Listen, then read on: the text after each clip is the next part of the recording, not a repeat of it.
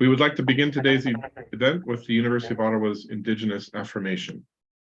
We pay respect to the Algonquin people who are the traditional guardians of this land. We acknowledge their long-standing relationship with this territory, which remains unceded. We pay respect to all Indigenous people in this region, from all nations across Canada who call Ottawa home. We acknowledge the traditional knowledge keepers, both young and old, and we honor their courageous leaders, past, present, and future. Before getting into the event today, I'd like to introduce you a bit to the Institute. If you're not familiar with it, the ISSP is a cross-faculty institute at Ottawa, exploring the links among science, society, and policy. Our 5-year strategic vision is to help Canada transform decision-making to meet the grand challenges of our time. So we don't lack ambition at the Institute. We pursue this strategic vision by strengthening relationships among academia, business, government, Indigenous organizations, and civil society. We have 3 main focus areas in our strategic plan. One, fostering public trust in expertise and expert-based decision-making. 2, supporting co-production of government policies by government, business, Indigenous, academic, and civil society leaders. And 3, weaving together technological and social innovation. So we're very excited today for today's session, which is focusing on research and training advances in solar power plants and photonic power conversion. We have a stellar speaker for you in Professor Karin Hinzer, who is the founding director of the university's SUNLAB. We're also very fortunate today to have with us an early career researcher to moderate this event, Rafael Aguirre. Just a bit of an introduction of Rafael. He studies energy regulation and policy in North America. Specifically, his doctoral dissertation explores policy change in the natural gas sector in Mexico. He's carried out research on Canada-US energy relations, the politics of pipeline decisions and federalism in Canada, political polarization, and public opinion. He has previous experience in journalism with the Los Angeles Times and in public service as an officer in the federal ministries of public safety, government, and foreign relations in Mexico. So with that, let me turn it over to Rafael as our moderator today. Thanks, Dr. Kinder, for your kind introduction. I'm honored to have the opportunity to moderate this event. About me, I just want to say that I spent the best of my doctoral and now postdoctoral years, as Dr. Hinzer was saying, studying policy and regulation for natural gas. Now I am studying hydrogen. And that is not very close to solar energy, but I am very pleased to have this opportunity to learn and to be part of this conversation. Our speaker today is Dr. Karin Hinzer. She's a star in the job of harnessing the power of the sun, our star. Professor Hinzer has dedicated years to improving the power and economic efficiency of all the stages of production and use of solar-based electricity, from the materials and construction of photovoltaic devices and systems to the management of information and energy flows in grids. To that, I must mention, she has spent years training corps of scientists and engineers. Dr. Hinzer is a professor at the School of Electrical Engineering and Computer Science at the University of Ottawa, where she is the university research chair in photonic devices for energy. Her scientific contributions have been featured in the journal Science twice, and among her awards and distinctive achievements are the inaugural Canadian Energy Award for the development of more efficient solar panels, and the Ontario Ministry of Research and Innovation Early Researcher Award for her contributions on photonic devices and photovoltaic systems. Professor Hinzer is a member of the College of New Scholars, Artists and Scientists of the Royal Society of Canada and the principal investigator of the NSERC CREATE program, an acronym for the Training in Optoelectronics for Power, from Science and Engineering to Technology program. That training program is something that we will know more about today. Importantly for our event today, Professor Hinzer founded SUNLAB, the premier Canadian modeling and characterization laboratory dedicated to next generation solar devices, multi-junction solar devices, and concentrator systems here at the University of Ottawa. SUNLAB focuses on high-performance devices and specializes in 4 key areas: photovoltaic devices, photovoltaic systems, solar resources, smart adaptive grid edge, and light-emitting sources. We know that solar power is going big, and it is to continue growing as part of the energy mix. This expansion owes a lot to scale production, but as importantly, or more importantly, to the technological innovations that allow obtaining and using solar-based electricity in more efficient ways. I would like to say, in more powerful ways. Today, Dr. Hinzer is here in Food for Thought to share with us an update on the developments of solar power globally and on the research and training projects conducted in SUNLAB. Dr. Hinzer will speak for about half an hour, and then we will take questions. On peut prendre les questions en français aussi, while the discussion will be in English. Over to you, Professor Hinzer. Thank you so much, Rafael. Thank you for that really kind introduction. And thank you so much for ISSP of hosting these seminars. I've attended a number of them over the years, and they're always very interesting. I learn a lot from them. So I'm just going to share my screen. And so let me know if you see that, Rafael. Yes, I can. Okay, perfect. Fantastic. So I'm going to be talking a lot about, I'm also the Vice Dean Research for the Faculty of Engineering, so please feel free to ask me any questions on other energy. If you have other questions on the south end of campus, on any other projects, I'd be happy to answer that as well. Okay, so I'll do a little bit of sales, doing a little bit of sales for just trying to change screens, trying to change slides here. 1 second.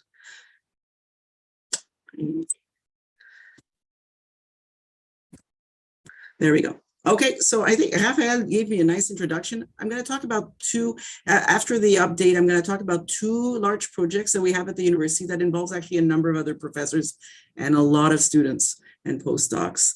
And talking about students, I'm going to talk about 2 spin-offs of our university over the last few years in renewables that are from graduates of Ottawa U. And then, of course, of the training program. So just on the status update, it's a little bit on worldwide, and I'm going to have 1 or 2 slides on Canada. So here we just see, this is, I'm starting here with one of the reports which you may have read last year when it came out in the spring on the Intergovernmental Panel on Climate Change. I'm going to show you gray here in costs, okay? So gray here is sort of we're always comparing new technologies to fossil fuels since it's the one that everybody uses all over the world. And what we can see here is that costs for, we're not talking about hydro. Hydro is already at those low costs, and Canada is very big in hydro, but the focus of today's talk is not on hydro. So here what we can see is that we are in the lower end, and by 2020, so already 3 years ago, we were already, most of these, the most established technology, which is onshore wind and photovoltaics, the ones that are fastest to deploy, are already at lower cost points than the lowest cost points for oil for large areas in the world. And I'm just going to talk about this curves at prices that go down while this curve. So this is all about learning rate, which is linked to manufacturing number of units. And the more you manufacture, the more you know how to manufacture, the more the price goes down. And what we can see here is that at 2020, 2022, we reached 1 gigawatt of adoption, which means millions of panels being manufactured, solar panels, like 1 by 2 meters being manufactured every day. And we can see here that the more your price is down when you get very competitive, the more you get adoption, as long as policy allows you to deploy. No, we're in energy, so policy is so important. And I'm going to talk just about the Canadian example on policy right now for photovoltaics. And the other big thing is these are intermittent sources. So there's nothing on smart grid, but smart grid price points are also really dropping, all the components for that and the software, and as well as batteries. Here it's for electrical vehicles, but it's the same technologies for storage. So most power plants, solar power plants now have a storage area to extend into at least the evening.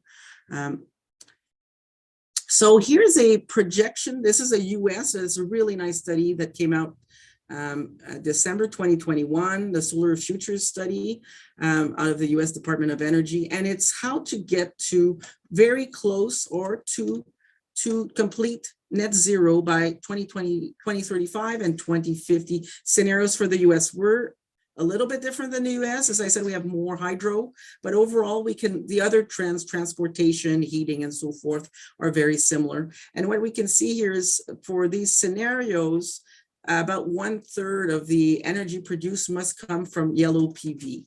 So the deployments must actually continue or even increase. For some countries like Canada, it actually has to increase. We haven't deployed a lot. And here's a little bit of the rate of worldwide deployments right now, which is around 150 gigawatts per year. Okay. Now for Canada, this is an update from CanREA, which is represents the solar and wind industry in Canada. And last year, 2022, we increased total solar capacity by 25%, but which only brought us though to 4 gigawatts. And it's all the deployments are really pretty much all in Alberta and Saskatchewan, which are the most deregulated markets. So as prices go down, deregulated markets allow you to, there is still planning, you still have to have transmission lines. There's quite a bit of planning, but deregulated markets allow you to move faster when technologies decrease a price point. Now you saw how quick the price point has gone down for PV over the last 10 years. Is the price going to continue going down? This year it's predicted to continue going down, just to let you know. But when you planning these things, it's over years. So you don't look at yearly fluctuations, you'll look at the sort of average price point expected for the next few years. So a bit of what are the costs in these solar power plants? So let's just look at upfront costs. This is from the National Renewable Energy Lab in the US in Boulder. And we'll look at utility scale because more than 90% of deployments are utility scale. And you can see that the technology, so the semiconductor, the glass and so forth are a third. The soft costs, which is permitting, people, engineering, land are also a third. When you see the balance of system actually is going smaller and smaller. And just on the other one is also utility scale. When you operate, how much does it cost to operate a system if it's on your roof? So people are always interested on their roof because a lot of people own houses or are in houses. So just to let you know, a system on a house is about 10 kilowatts. And so it would cost you about $300 per year for maintenance of that rooftop system on average, okay? And usually it's the electronics that fail first. Utility scale, it's lower. So you can see that when you're thinking about maintenance of something that will last 35 years, you're really into cost points that are very low for maintenance compared to, because there's nothing is moving. So it's very low maintenance over years. Now I'm just gonna talk, I'm doing like a hodgepodge, it's a lunchtime talk. I'm gonna talk a bit about here about where the technology is, and on the next slide where it's the next two slides where it's going. So this is standard panels that are purchased these days are around 21 to 22% efficiency. When the ones that are bought in North America, they look quite black, and we had a nice picture at the front there to start the seminar about these types of technologies. You'll notice that they're rectangular now, and I'm going to go to the next slide, come back to that one. And as we go, as actually 2023, we're actually on bigger modules, okay? Just because people know how to transport them. These are very easy to transport. They're transported in boxes to the installation site. And what we're seeing are new technologies, perovskites, and as well tandem. So cells that have, instead of the 21, 22 for the system, 30% efficiency. So that's what's coming. Rooftop, flexible applications, shingles, and a big thing that that will probably impact a lot PV in the future is agrivoltaics.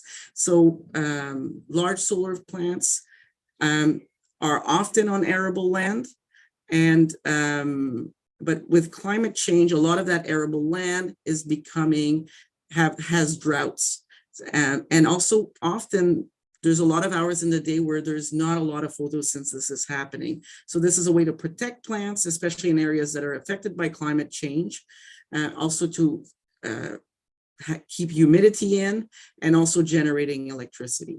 Also, there's a lot of pilot projects, and now actually pilot projects are showing extremely good results.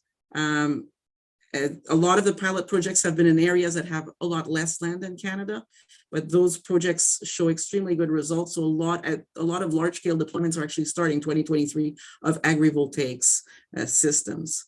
So some of the research that I just talked about is happening at the University of Ottawa. There's a number of other professors with me who work on different aspects. And but some of the things that we saw to bring all these technologies together, I mentioned multi-junction. So you have more than one solar cell, one over the other, and you absorb more of the sunlight. And in a standard one, when we talk about 21% efficiency, the rest of it is either reflected light or is generated as heat. No? So the more efficient you have, the less heat load also you generate there. Also, new systems re-emit the heat. All right, so there's a lot of work in for mechanical engineering to re-emit heat, and also to color the panels to have them different colors. One of the big ones that make these panels black is what is called texturing, and another one is a lot on the systems design. So making not just, you can have rows and rows, but it's a lot of understanding how your system operates as a function of day, and using trackers, and using what's called bifacial technology, where the electricity is generated from both sides of the panels.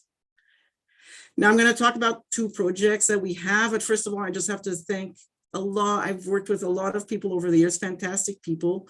And we have a great group here at the SUNLAB. I'm going to highlight one person who has worked quite a bit with ISSP. 2021, 2022 is Megan Beatty, who works on photonic power. So I'm giving a shout out to her. So our main labs are located in the Advanced Research Complex, which is at the corner of King Edward and Templeton. And the doors open during the day, so you can come in and see what we do there. It's joint managed, this building, by the Faculty of Science and the Faculty of Engineering. And electrical engineering is mostly on the 3rd floor. Okay, some of the work actually in some forms of more exotic photovoltaics is actually also on the 5th floor with mechanical engineering. And we have a fabrication center there that's called the NanoFab, that's open to all university users. And we are expanding a lot of the labs here with a new $20 million Canadian Foundation for Innovation grant. We also have one more on plastic electronics, which is a lot for some PV work will be done there, that it will be in the STEM building, which is the big white building next to where the train stop is. And that's going to be open in 2 years. And it's on the 5th floor of the STEM building.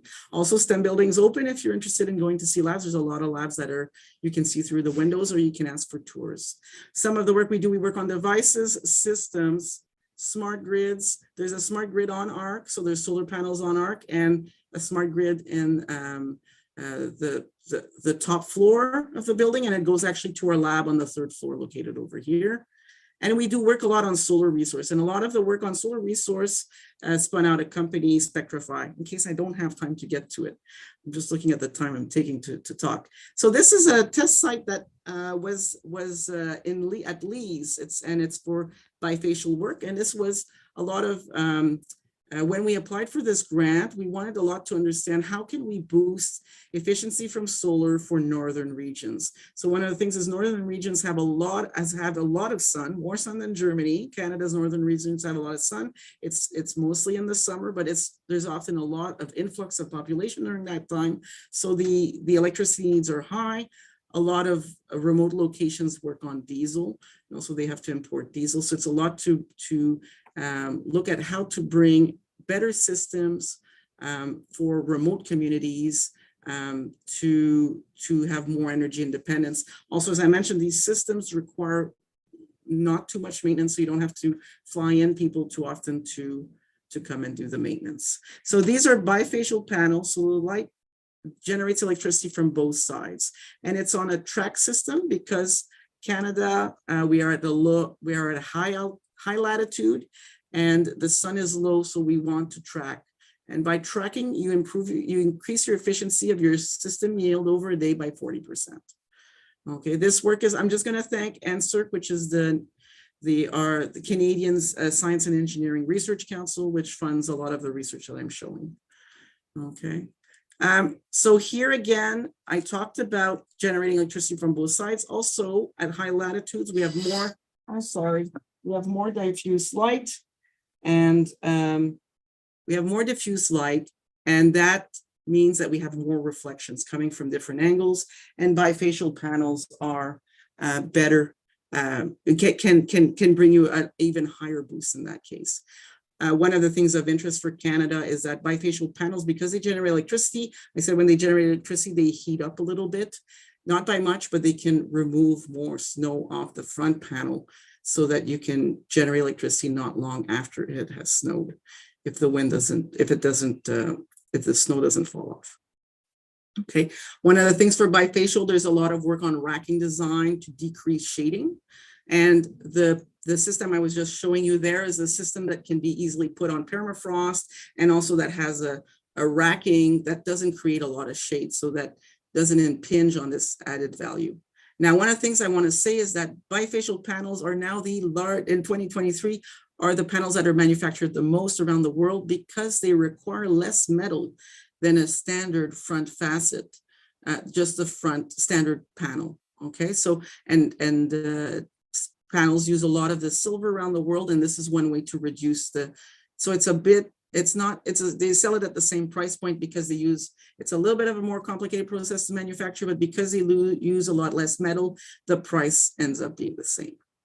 So you might put them on your rooftop even if there's no advantage for you. So some of the work that we've recently done is there's standards being developed for these bifacial panels. They're basic standards. There's standards for manufacturers to do a quick test to tell their customer, this is what we expect for you. And this is a paper from PhD student Erin Tonita, who that just came out, and the standard is blue here. So this is the blue. This is sort of the amount of what's called albedo, so the reflection from the back. And here you can see this is snow, this is sand. So snow and sand, which are sand is very common around the world where we put solar farms, and snow is very common in Canada. So we're always interested in snow in Canada when we're doing studies. But what we can see here is that actually this standard only works well for those types of systems. And actually for other systems here where you're maybe on dirt or you're on dry grass is not as good. So this paper is a little bit to show that this standard is good, but there's a bit more work to do. And there's things in the paper on how to address it. And some tables. We have done other work as well to try to estimate energy yield over a day, a year, depending on location, depending on system. So we developed a software at the University of Ottawa called Duet. It was developed over a large number of years, over more than one grant. And this is PhD student Annie Russell, who published this paper last year. And this allows you to predict we've done a round robin through an IEA grant, so the International Energy Agency, to compare our software with other softwares. This paper as well shows it compares extremely favorably, and it's maybe faster to do calculations than some of the more involved software, while being still very accurate. And it allows you to look at to design your farm and also to monitor your farm. I'm talking about solar farms, let's say solar installations. And also it allows you to do a lot of predictions. So it's a very powerful software. So, and also just to say that people who design solar installations they're engineering firms, they have to be conservative. And a lot of the time what's being observed afterwards is that the installation produces more. And this is it produces more than predicted. And this kind of software allows you to predict more precisely what it is, and then maybe get a better interest rate to build your installation. So I'm changing subjects because because why not?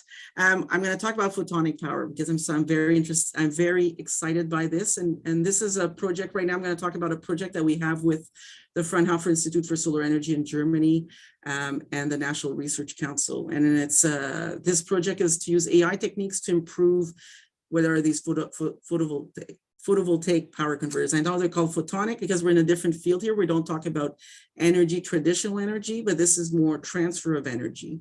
And what it is that you have a laser. So instead of sunlight, you have a laser or LED, as a lot of LEDs. You send power down a fiber or through free space, so in air, and you can generate a different voltage at the end and power there. And why do that now? Why not have done it in the past? Because lasers now and LEDs are so efficient. So you get lasers and LEDs approaching 80% efficiency, and they will approach 90% at some point. There's still improvement in their design. And photonic power is tandem cells that are designed to work well at those wavelengths. And what it is that you're not using copper cabling. You're using now glass to transport light or air. You reduce your risk of fires. It's extremely lightweight.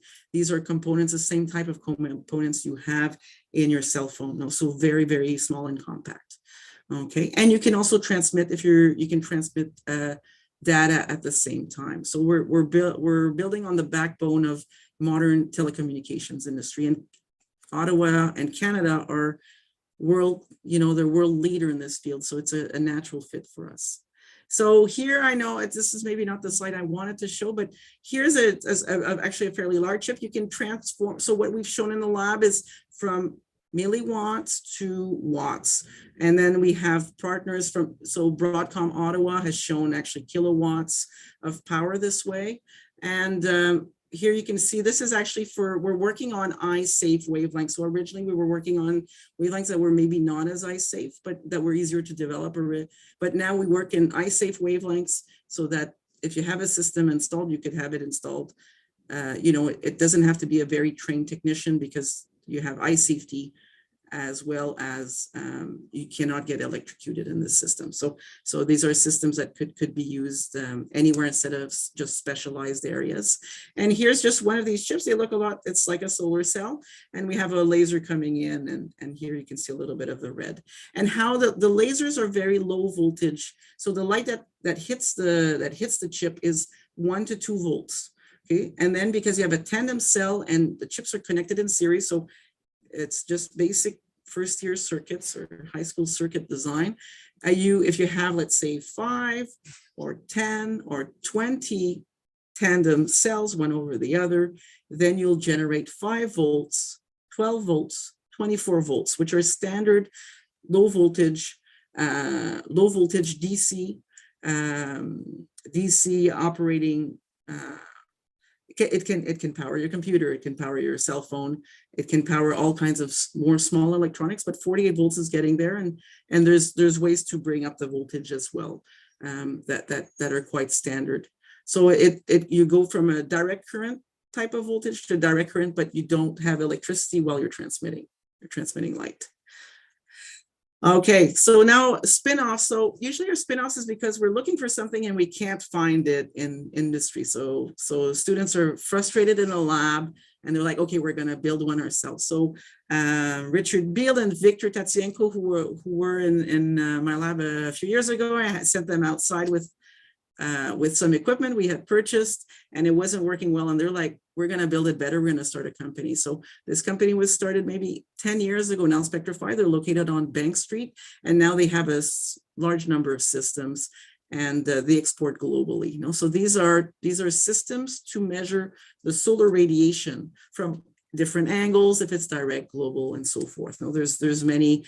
If you're what we would call a solar scientist interested in solar properties, this is the type of equipment you buy, and they buy equipment that's extremely easy to use. So you don't need to be an expert to use them. No, they're easy to install, easy to use.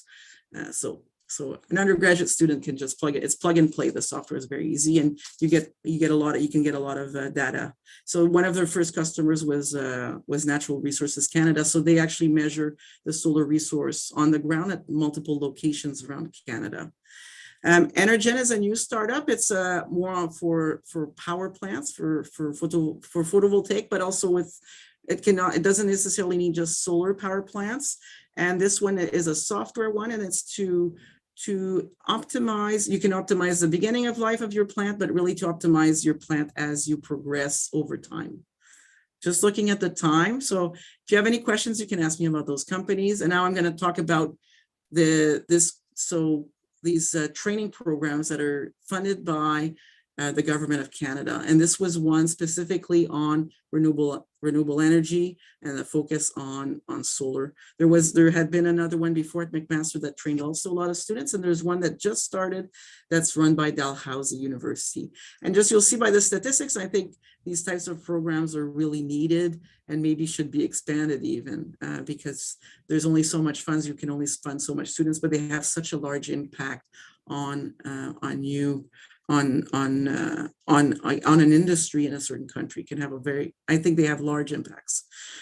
So this one was Ottawa U was the lead, and but we also have partners at University of Sherbrooke and McMaster who have professors that we collaborate on a lot of projects. And as you can see, we sent students on a lot of internships in the US, in Germany, in Japan. So there's still more students to do. We're at the 6th year, and we have a 7th year. So there's a few more internships that will happen next year.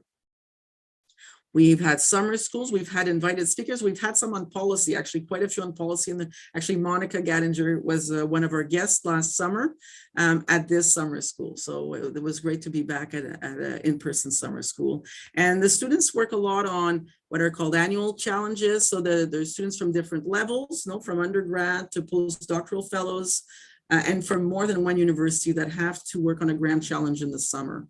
Which has been fantastic. And I mentioned internship and a lot on professional training as well. So these are, if you're funded by the program, you're very happy to accept the money to do your research, but also you're put through like a training regimen, a little bit with a lot of professional training on intellectual property policy, writing, communications, and so forth. Now, just what are the outcomes from this? So we've had 155 trainees in 6 years. And they come from different, they can come, it's science and engineering. So they come a lot from physics, electrical engineering, mechanical engineering, chemical engineering at Ottawa U, and chemistry. And and this one we had we did not have policy. You can only put 10 professors, but maybe the next one, I would love to have policy in the next one. We had David Wright, who's just retired from the Telfer School of Management, who was very helpful on making us understand sometimes finances. And if we look here, we've had as you know, in engineering, we want to change, we don't represent necessarily the makeup of the Canadian population. So we worked a lot on bringing in people who may not necessarily go to an electrical engineering or physics. So we attained our targets for what we promised. I think for next one, we would have to be, in order to see more change, we would have to be more aggressive even in our targets. And what's been fantastic is actually, there's still some students in studies. They continue their studies at Ottawa U, or actually some are at other solar institutes around the world now. We have 2 that were trained undergrad in our program that are now just started at the University of New South Wales in Australia. We have a large PV program there. And, but really pretty much almost everybody who went through the program is employed in their field of what they studied. So that's a testament to the need for this type of training.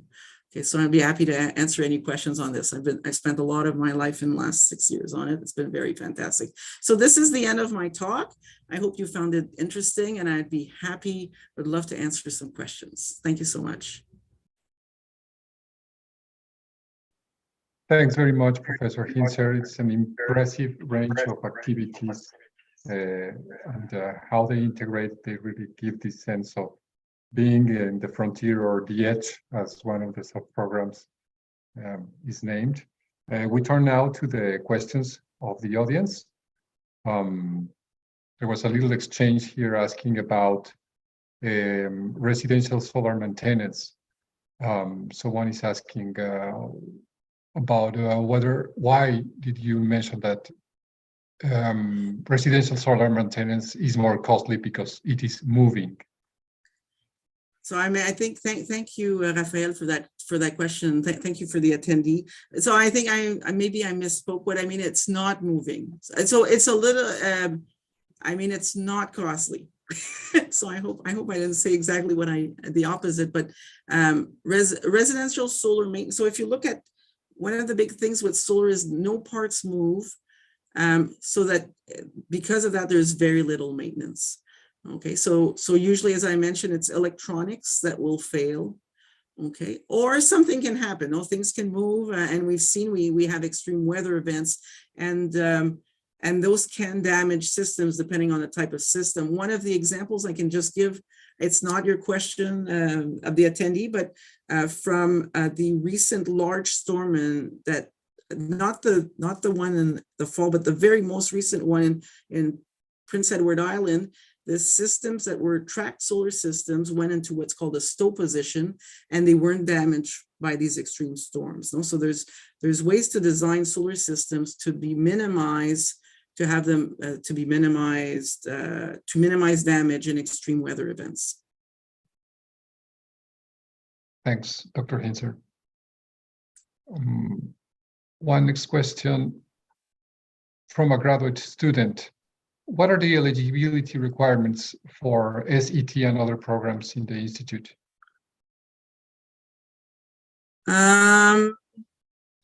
So, David, thank you for your question.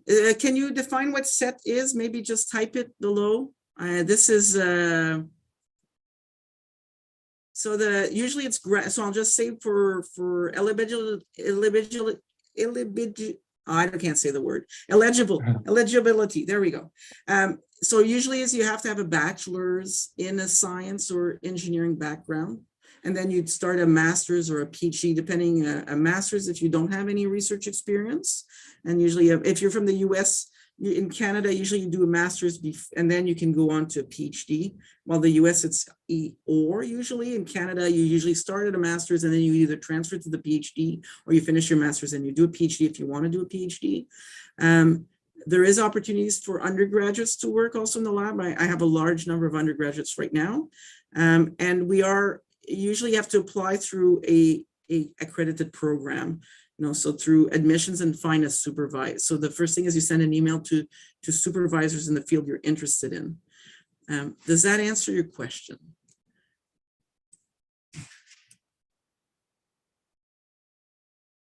Thanks, Professor Hinzer. I have a question also. This is more like a policy-related question. I see that there is cooperation with the United States. I wonder how much this is changing for good and maybe not for good in other aspects with the wave of subsidies that are coming now. Could you give us a comment on that aspect? Yeah, so the US has put restrictions on importation of panels. One of the things is I talked about bifacial panels, and one of the things why they've taken up so much is that they were not included in the restrictions in the US because the company that complained about dumping in the US was not a bifacial company. So actually bifacial panels are not restricted for import in the US. May have changed recently, but I don't think so. But there could be some restrictions coming on location for manufacturing. I think Canada's been working very hard to make sure it's included in the US. What is the new agreement called, Rafael? The Inflation Reduction Act? US, yes, but the US, but to be included in USCAM, USCAM agreement. Well, just the agreement for location of manufacturing. But yes, that is, of course, we have two large panel manufacturers in Canada that maybe could be significantly affected. But I'm not a policy person, so I'll stop right there. Okay. Thanks, Professor Hinzer. In the audience, someone is asking about the lifespan of photovoltaic models and what needs to be replaced in long run.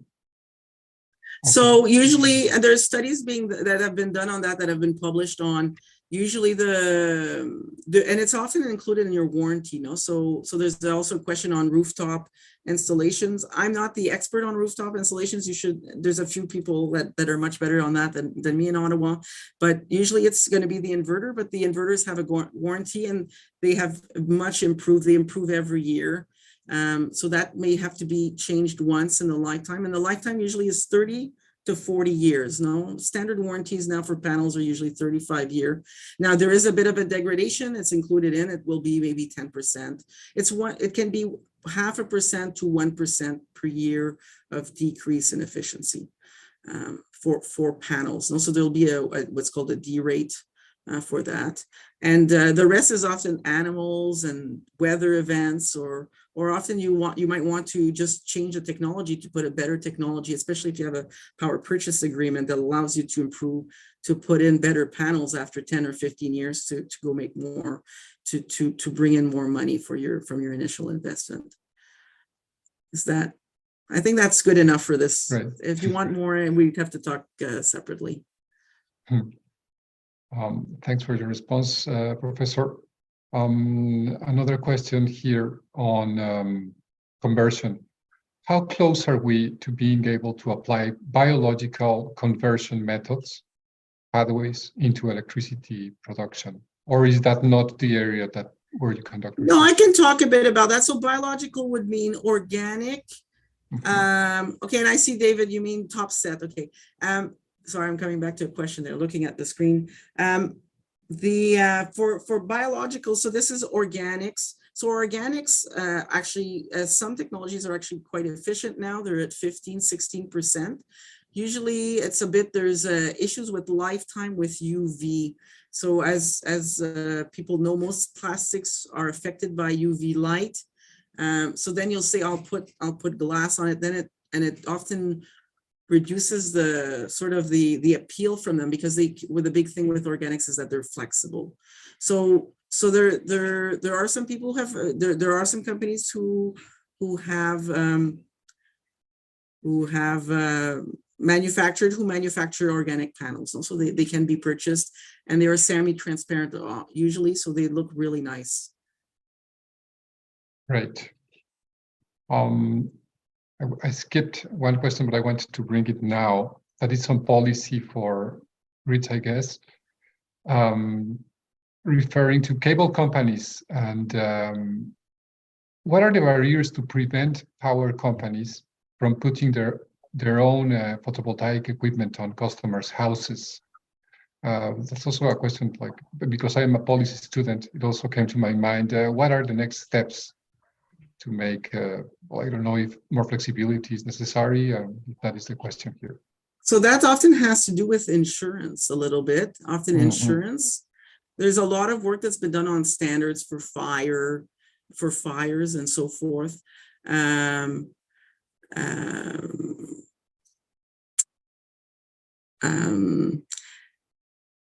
It's a good question. It's a complex question. It's municipal. So there's a lot of municipal rules and there's provincial rules. No? So usually there's no federal rules usually for this, but it has to, you could start a business like that. It's not necessarily an easy business. There's a comment of a person below who it's always one of a kind. Also, solar, every house is different. Usually in Canada, we like to all have individual designs and we love to have trees.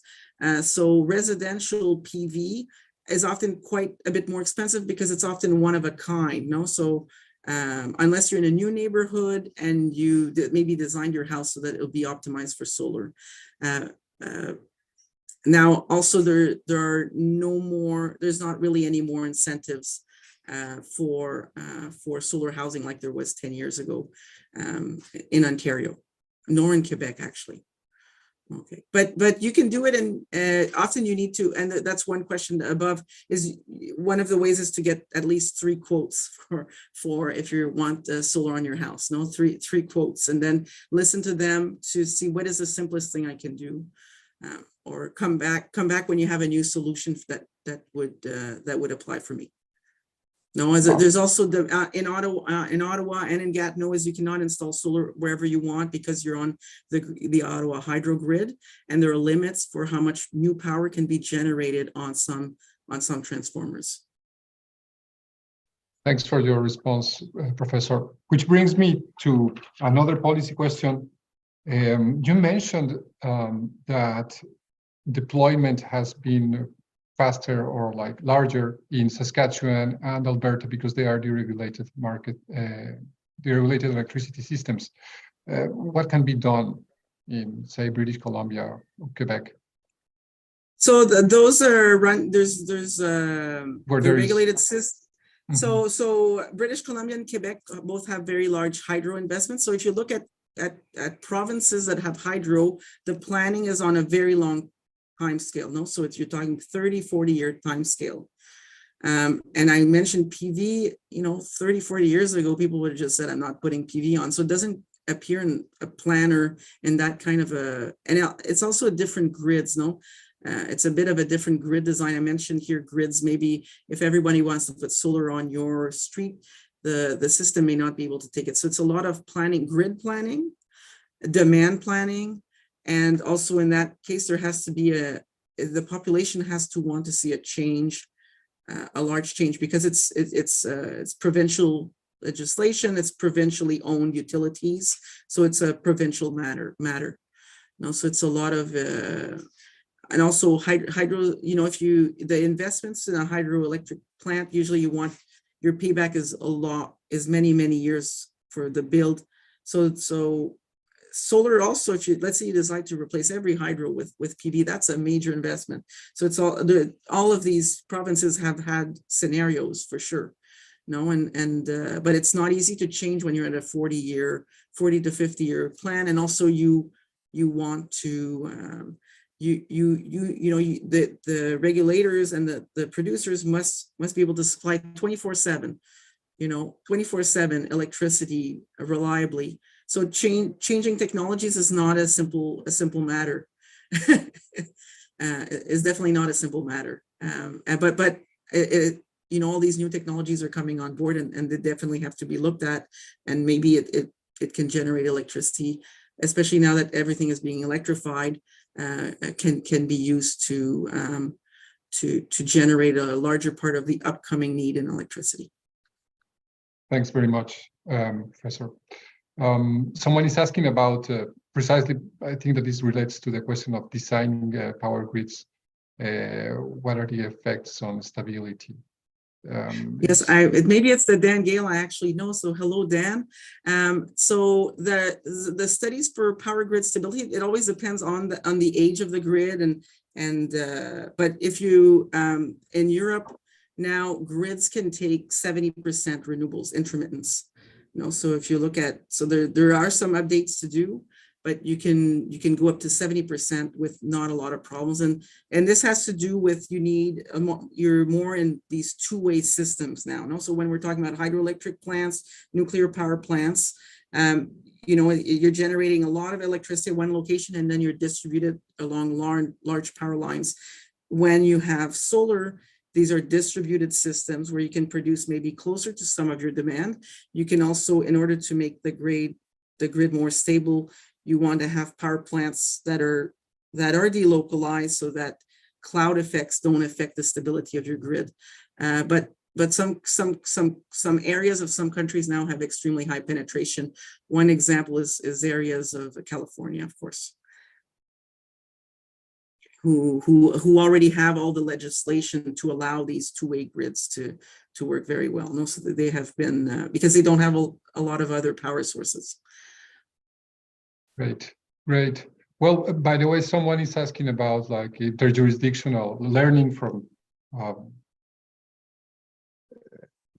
the possibilities of this research having applications to other latitudes, literally, because the work that you have presented has a lot of pays attention to northern latitudes.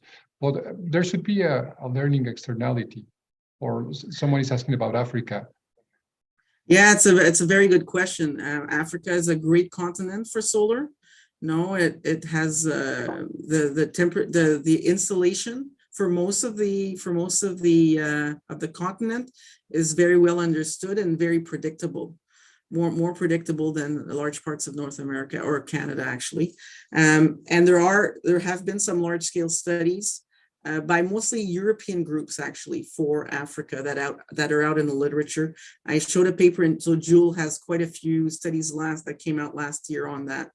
That the journal Jewel that were done by two groups in Europe. Fantastic.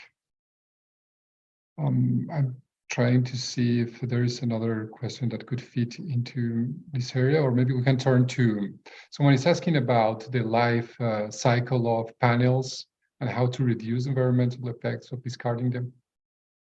Yeah, so we have two questions here, and one's by maybe Professor Slater, and which I also know. So hello, Professor Slater. And the other one is on like perovskites. So yeah, perovskites is an upcoming technology, and it could contain, it sometimes contains lead. Actually, all the basic ones all contain lead, which actually are solar panels usually are exempt from what's called ROSH compliance, which usually does not allow lead in electronics manufacturing for North America and Europe for sure. But they are, so I'll talk about two things. So perovskites, there's work on perovskites without lead. Also, there is not really a lot of perovskites being manufactured yet because of issues with long-term stability. But systems that usually contain these harmful materials are self-encased and are fully recyclable. And actually, we have a large company in Canada that usually for any panel that contains dangerous materials, when you purchase the panel, you also include a purchasing of your recycling fee is already included in your panel. So at the end of life, your panel you've already paid for your panel to be recycled. And there's one also, there's another question here is about sort of, I think the manufacturing costs and the pay. Okay. The other question is on, are panels recyclable? So there's two questions about the recyclables. How much electricity or energy does it take to create a solar panel, and by when do you have your payback for that electricity and all those raw materials that you had to take out of the ground or recycle first and put them on a land before? How long will it be before you sort of have all your payback for your CO2 emissions?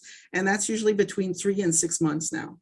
So panels are extremely thin. The solar cell itself is around 300 microns thick. So it's the thickness of two hairs, one on top of each other. The rest is mostly glass and aluminum. And panels are fully recyclable. So it's good to look for a manufacturer or include it in the recycling costs. Same as when we buy equipment at the University of Ottawa, we usually a lot think about what will be the recycling costs at the end.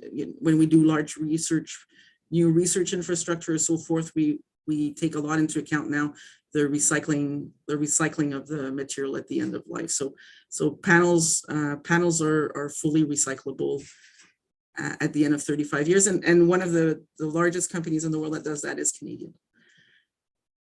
Thanks, Dr. Hinzer. We are going to take one more question because we're running close to our closing time. An undergraduate student is asking about floating solar panels. That's a great question. So the question on floating PV. So a lot of work, the work on, so there has been work on solar PV in Canada for tail ponds actually. And I think a lot of the original work was done at Laurentian University. But it's taken on, the big issue in Canada is that we have ice also often. So we have ice in the winter. So, but it is a great way to reduce evaporation, especially in extreme, evaporation is becoming more and more of a problem with climate change. And it's a way to reduce evaporation on ponds, on lakes, on rivers. But we have to be conscious that we have ice, so it's an added issue here. But there are large scale now installations of floating PV around the world. No, the cost point for floating PV is a little bit higher than when I talk because you need to have them on docks and anchored, usually in water, but the cost is very minimal and you get other benefits as well. Thanks very much, Professor Hinzer. And well, just as the title of this session goes, this is really like food for thought, even for people interested in policy like us. I'm going to turn it over to Genevieve Thon to close it off. Thank you so much, Rafael. For today's closing remarks, I'd just like to start by thanking Professor Hinzer and Rafael for the very interesting and fascinating conversation that took place this afternoon. I'd also like to thank all of our audience members for joining us on your lunch hour today and submitting some really great questions. It was really nice to see such an active Q&A and an active conversation today. This is a really important topic, so I'm happy to see that we've got some great engagement on that. Before I let everyone go, I just wanted to flag a couple upcoming ISSP events. The first on March 21st is the Bromley Memorial Lecture, which is an annual event organized by the ISSP and the Institute for International Science and Technology Policy at George Washington University. And this year's keynote lecture will feature Dr. Bhavya Lal. So this is an event that focuses on Canada-US science and tech policy relations. And Dr. Bhavya Lal will really bring that NASA perspective, that space perspective to the conversation.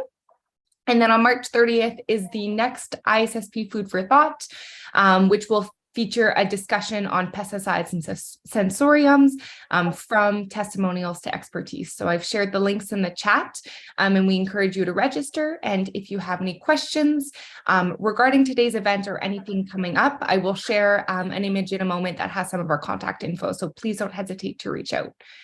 So once again, thank you everyone for your time. Thank you, Professor Hinzer and Rafael, and we wish you a great rest of your afternoon. Thanks. Thanks, goodbye. You guys are so professional and so good. Thank you so much. And Yasmina's becoming the professional too, I'm guessing. She's probably going to be chairing the one of the next ones. Yes. Goodbye, everyone. Thank you. Bye, Rafael. Cheers. Thanks very much. Now I want to know more about solar. I want to know about everything. Yeah, you had a lot of people from outside there of the university. They always get solar and people who want solar panels on their roofs. No, we always get a lot of those questions. Fantastic. Thanks very much and congratulations. Yeah. Okay. Goodbye. Okay. Cheers, Rafael. Bye-bye. Thank you so much, everyone. Goodbye, Jen. Thanks. Bye. Bye-bye. Bye. Genevieve, I think that's it now. Everything's good. Okay. Cheers. Bye.